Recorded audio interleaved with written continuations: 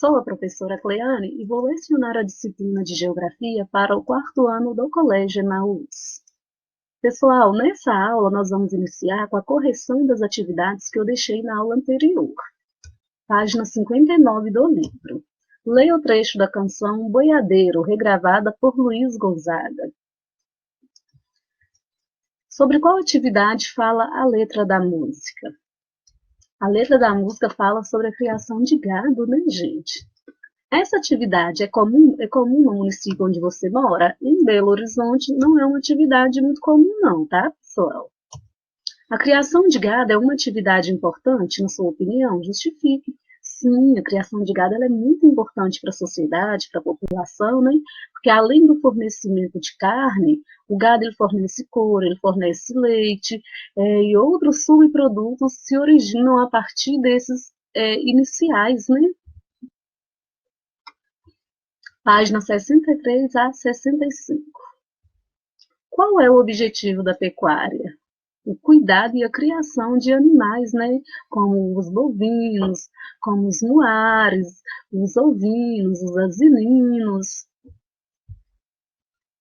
Além da produção de matérias-primas e alimentos, que outras utilidades tem a pecuária? Criação de animais de carga, tração e transporte, como cavalos, burros e mulas. 3. Para você, por que é importante utilizar a tecnologia na criação de animais? A tecnologia vai facilitar, né? Pode aumentar a criação, o número de animais e o cuidado com este animal também pode ser maior. A tecnologia permite que os animais cresçam mais rapidamente e com maior produtividade. 4. Escreva I para a pecuária intensiva e E para a pecuária extensiva. Você vai descobrir a principal diferença entre essas duas formas de criação de gado. Lembrando, pecuária intensiva é um espaço pequeno, pecuária extensiva, um espaço grande, extenso. O gado é criado solto em grandes extensões de terra. Nesse tipo de pecuária, o nível de tecnologia investido ele é mais baixo. Nesse tipo de pecuária, o gado ele é criado para corte. Extensiva. O gado é criado confinado em estábulos e currais. É um tipo de pecuária que aplica um nível maior de tecnologia, maior cuidado com esses animais, inseminação artificial, dentre vários outros processos com esses animais de cuidado, para que a produção seja maior também. É a pecuária intensiva. 5. No quadro abaixo, escreva o nome dos animais correspondentes a cada tipo de criação e os produtos que deles se originaram. Bovinocultura são bois e vacas, os produtos carne, couro, leite e derivados. Apicultura, abelhas, mel e cera. Suinocultura, porcos, carne. Caprinocultura, cabras, carne e couro. Avicultura, frangos, galinhas, carne e ovos. Você conhece algum lugar de criação de animais? Descreva como é este lugar. Bom, essa resposta é uma resposta pessoal, né, gente? Que é se vocês conhecem ou não. Página 64 e 65. 1. Recorte do encarte e cole cada imagem ao lado do problema que ela representa. Vamos lá. Compactação do solo, desmatamento, lançamento de resíduos orgânicos, diminuição da disponibilidade de água. A compactação do solo, gente, ela vai acontecer com pisoteio de animais. Esse pisoteio de animais, lembra que nós conversamos? Ele vai amassar o solo, vai deixar o solo bem apertadinho, bem compactado. Quando isso acontece, há a destruição desse solo, porque ele vai se tornar um solo infértil. Esse solo, quando chover, a água ela não vai infiltrar, a água ela vai escoar superficialmente, vai escorrer, né? Um outro problema também, o desenvolvimento da vegetação vai ficar comprometido. Então, compactação de solo, pisoteio de animal. Desmatamento, gente, observem, essa imagem aqui é a imagem do desmatamento com queimada, tá? Esse processo também é extremamente prejudicial. As árvores, elas são responsáveis por enviar umidade para a atmosfera, e através dessa umidade é que pode ocorrer a precipitação. Então, se reduz o corte de árvore, se aumenta, né, o corte de árvores, se há o desmatamento, vai reduzir a quantidade de vapor de água jogado na atmosfera. Um outro fator também, a vegetação, ela protege o solo. Lançamento de resíduos orgânicos, a criação, né, de porcos, a suinocultura, onde que esses resíduos de onde esses porcos estão vão ser jogados. Esse é um problema bem grave também. Diminuição da disponibilidade de água. Observem, um solo erodido, um solo sem vegetação. Lembra que eu falei para vocês que a vegetação ela ajuda a reter água no solo? A raiz da vegetação ajuda a segurar essa água no solo, e essa água ela infiltra para dentro do solo até chegar no lençol freático para reabastecer o lençol freático. Então, se não tem vegetação, quando chover, o que vai acontecer com a água? Vai infiltrar uma pouca quantidade de água. Se infiltra pouca quantidade de água, o lençol freático ele não é reabastecido. Então, a disponibilidade de água ela é reduzida. Página 67. Depois de ler o texto anterior, encontre as respostas às perguntas a seguir, numerando de acordo. Esse texto, gente, é sobre a ocupação da Amazônia pelos pecuaristas, né? É a criação de gado e os impactos da criação de gado na floresta, na Amazônia. Eu coloquei as perguntas, gente, logo abaixo das perguntas já vão vir as respostas, tá? Quando e por que o gado chegou à Amazônia? Foi a partir de 1970, né, com a chamada expansão da fronteira agrícola, que atraiu vários criadores de gado para ocupar essa região, que atraiu vários, vamos dizer, empresários e fazendeiros. Como os criadores preparavam o terreno para a criação dos animais? Eles faziam queimada, eles desmatavam, porque para criar o gado na floresta amazônica era preciso uma grande extensão de terra. Praticando a queimada, que era a forma mais rápida de limpar o terreno e formar as pastagens. Qual a forma de criação de gado que predomina na Amazônia? Já falei para vocês, eles precisavam de uma área bem extensa, né? Uma área extensa, qual que é o tipo de agricultura? Agricultura de pecuária, pecuária extensiva. Porque na Amazônia são necessárias grandes extensões de terra para a criação de gado? O solo da Amazônia, gente, é um solo pobre, não é um solo rico. Então, esse solo, o gado, ele precisa de um espaço maior para poder se alimentar, né? Então, ele vai precisar de 1 hectare por ano de pastagem. Então, é um espaço muito grande. Por quais são os principais problemas ambientais que o gado trouxe para a Amazônia? A queimada, a compactação do solo, o desmatamento, o assoreamento dos rios e a erosão do solo. Vamos lembrar o que é assoreamento dos rios. É a terra que é desgastada, que é transportada pela água e pelo vento e vai ficar parada dentro do rio, dentro do leito do rio. À medida que vai havendo um acúmulo de material, de terra, de areia, de sedimentos, essa terra ela vai ocupando o espaço do rio, então a água ela pode ficar parada, esse rio pode deixar de ter o seu curso natural. Como se deu a modificação da paisagem por causa da introdução do gado na região? A floresta exuberante foi substituída por pastagens que se tornaram terras abandonadas e degradadas. Essas terras, gente, esse solo, ele se torna improdutivo, ele se torna infértil. A vegetação ela não se desenvolve mais em uma terra que foi compactada, em um solo que foi erodido. em um solo que foi destruído, né? E onde há falta de água. Então, a terra, ela fica inutilizada, vamos dizer assim. Então, é um problema muito sério a questão do desenvolvimento da pecuária na Amazônia. Finalizamos a nossa correção, né? Agora nós vamos falar um pouquinho sobre a pesca e a mineração, que são dois tipos de atividade econômica também. Nós falamos sobre a agricultura, falamos sobre a pecuária, agora vamos falar um pouquinho sobre a pesca e sobre a mineração.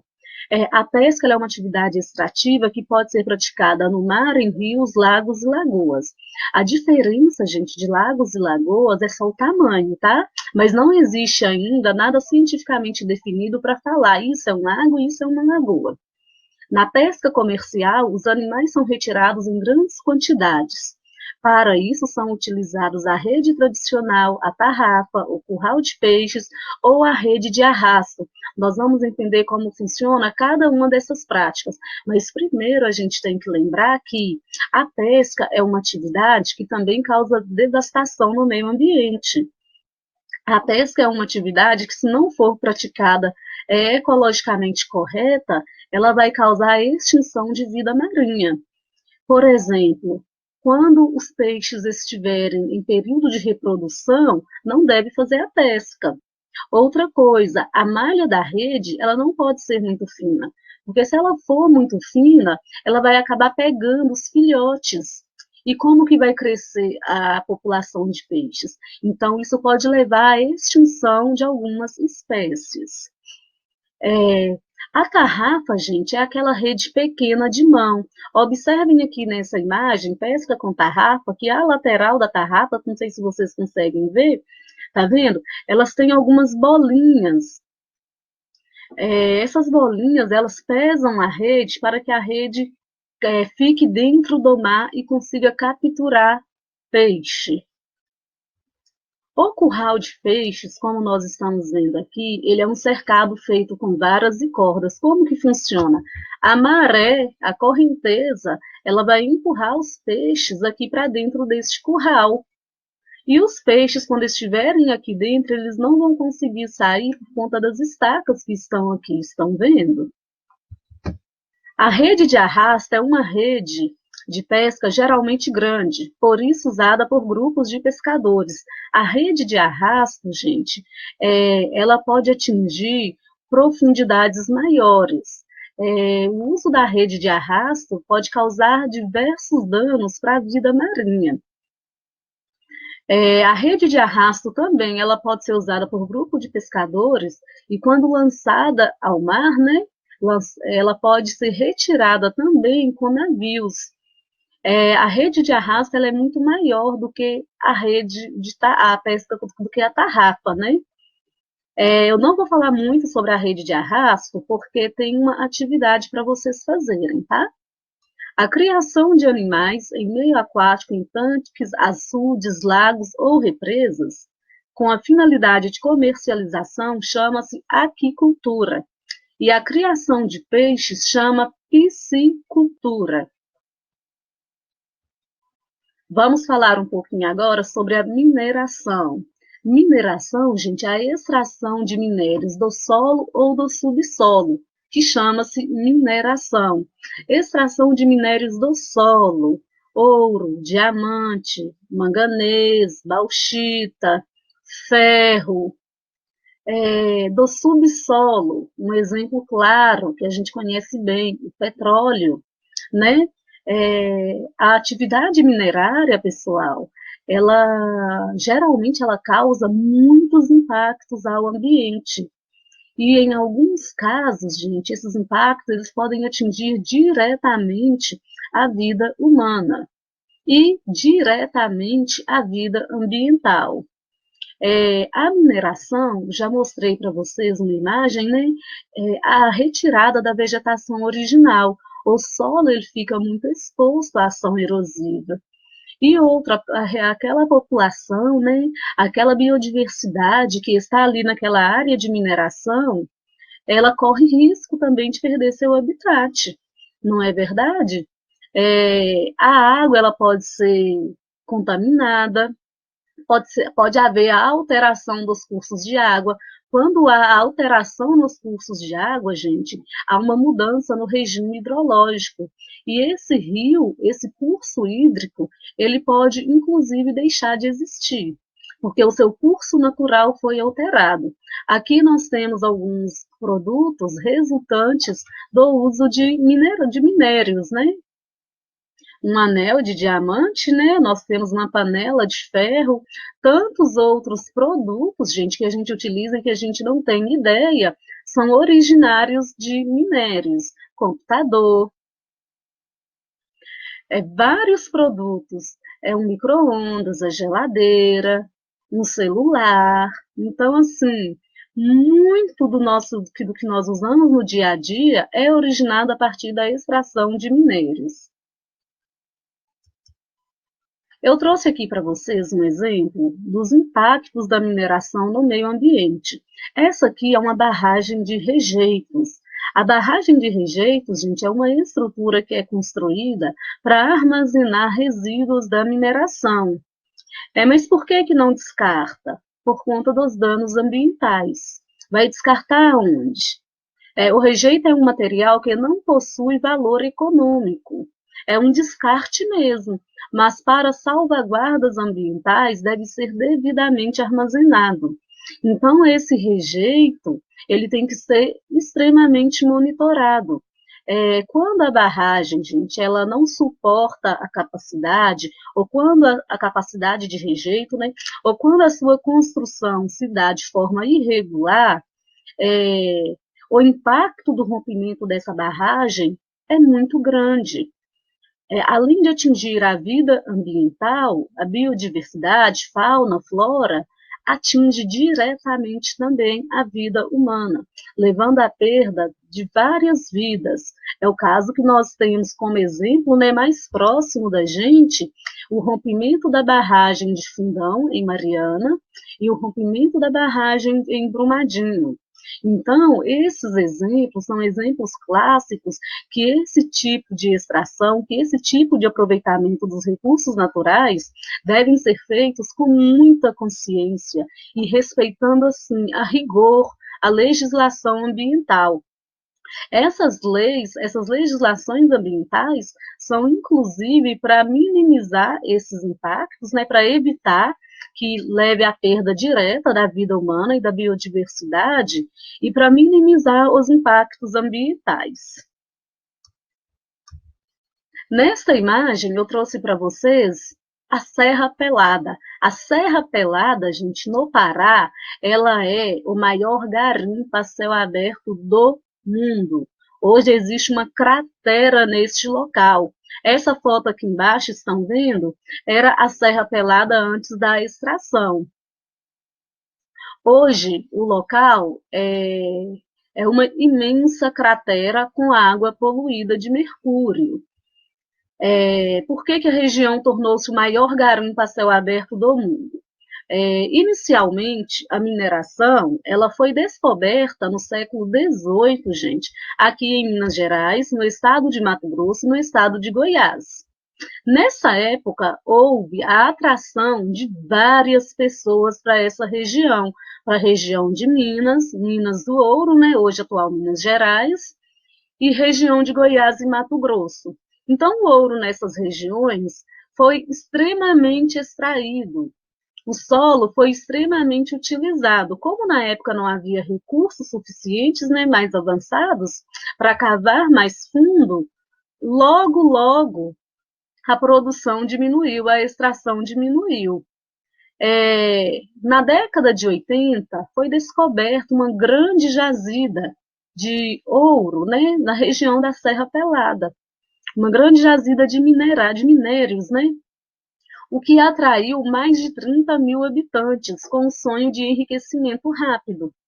Só que as condições que essas pessoas viviam eram condições muito precárias. O local não tinha estrutura para receber todo mundo, não tinha casa para todo mundo, as condições de trabalho eram muito insalubres, gente.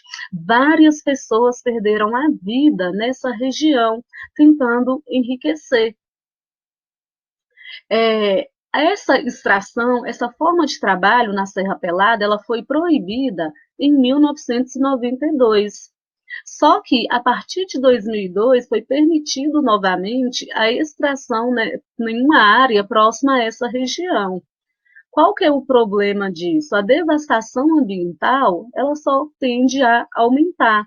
E a recuperação dessas áreas demora muito tempo para acontecer, gente. Quando é possível a recuperação? Serra Pelada, né? Vamos ler a legenda, em Curionópolis, em 1986, durante a exploração do ouro. E em 2016, depois da exploração, atualmente resta uma cratera com aproximadamente 70 metros de profundidade, que foi preenchida pela água e se transformou em um lago poluído de mercúrio, material utilizado para separar o ouro de outros minerais. Finalizamos então a nossa aula. Tem algumas atividades para vocês fazerem, pouquinha coisa, para fixar o conteúdo. No número 2, é para fazer uma pesquisa sobre o rompimento da barragem em Mariana e em Brumadinho. E no número 3, fazer uma pesquisa sobre os impactos da pesca de arrasto na vida marinha. Boa aula para vocês, bons estudos, até a próxima aula e lembrem-se, juntos no caminho certo.